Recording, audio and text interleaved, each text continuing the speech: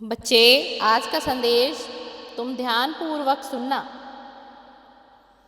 और मुझे बहुत उम्मीद है कि तुम मेरे सभी संदेशों को सुनते हो, समझते हो और अपने जीवन में उनको लेकर आते हो और तुम्हें तुम्हारे जीवन में कुछ मेरे संदेश से भी कुछ पुनः लाभ भी हुआ होगा बच्चे।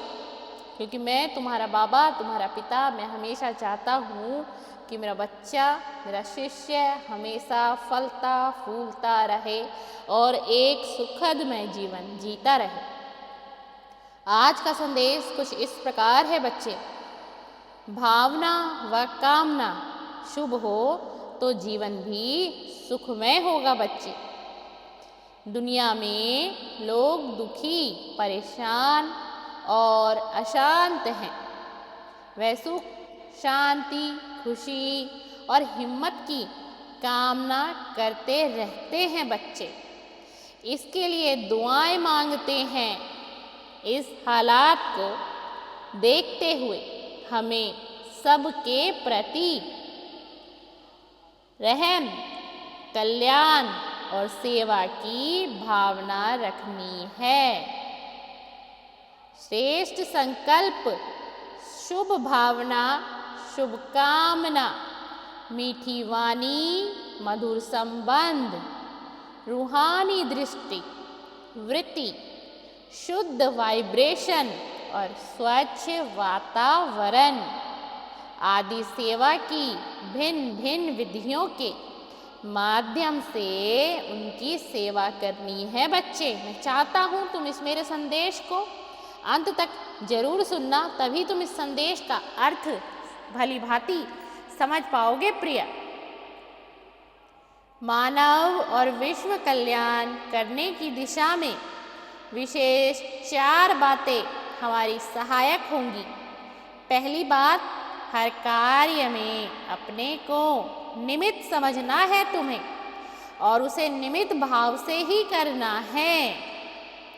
सदा स्मृति में रखना है कि कोई भी कर्तव्य संपादन कराने वाला ईश्वर ही है। तुम्हारी बुद्धि में, तुम्हारे मन में, तुम्हारे हृदय में यह बात, यह भाव हमेशा होनी चाहिए कि संपादन कराने वाला मात्र परमपिता परमेश्वर ईश्वर ही है। हम तो केवल करने वाले निमित्त हैं। मन, बुद्धि को परमात्मा की स्मृति में समर्पित करें और उनके दिशा निर्देशन में ईमानदारी से सही कर्म करें बच्चे।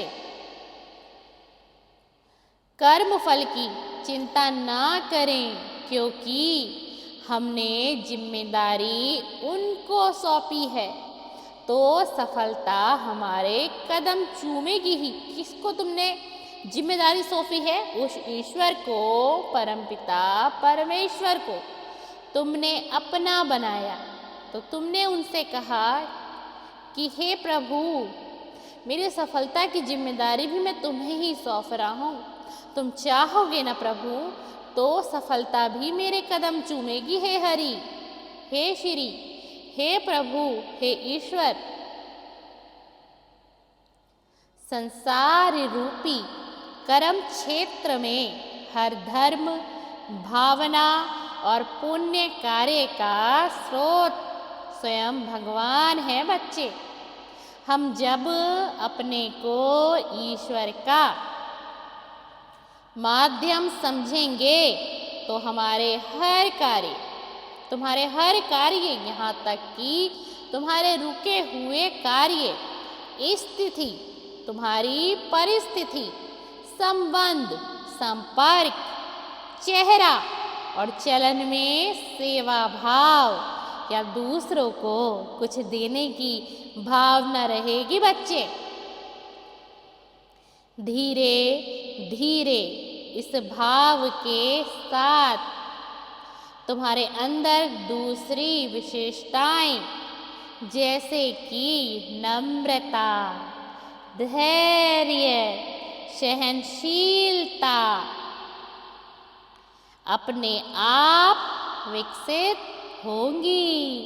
फिर हम निमित्त और निर्माण की भावनाओं से उठकर प्रिय निर्माण और विकास के रचनात्मक कार्य करेंगे।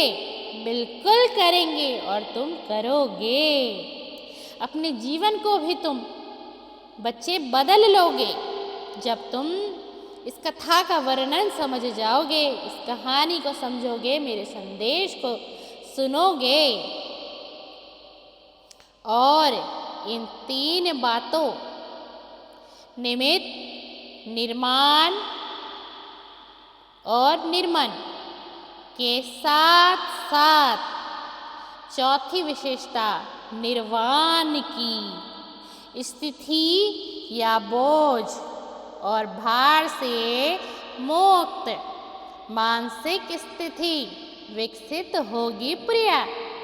निंदा, स्तुति, मान, अपमान, हानि, लाभ, शुभ, अशुभ आदि किसी भी परिस्थिति में हम एक रस आत्म संतुष्टि व प्रसन्नता की स्थिति में रहेंगे प्रिय और सफलतापूर्वक सांसारिक सेवा करेंगे।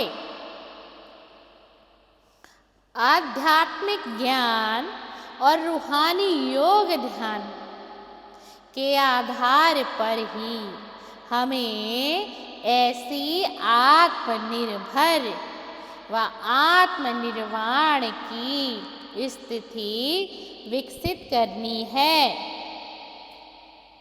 औरों को भी दुनियावी दुख, अशांति, पाप, अधर्म, कर्म भोग और कर्म बंधनों की पीड़ा से मुक्ति और निर्वाण दिलाना है।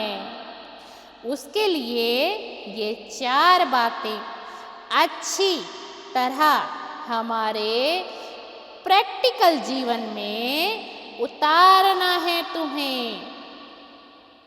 हमें ईश्वरीय ज्ञान व परमात्मा योग की दैनिक अनुभूति में रहना है।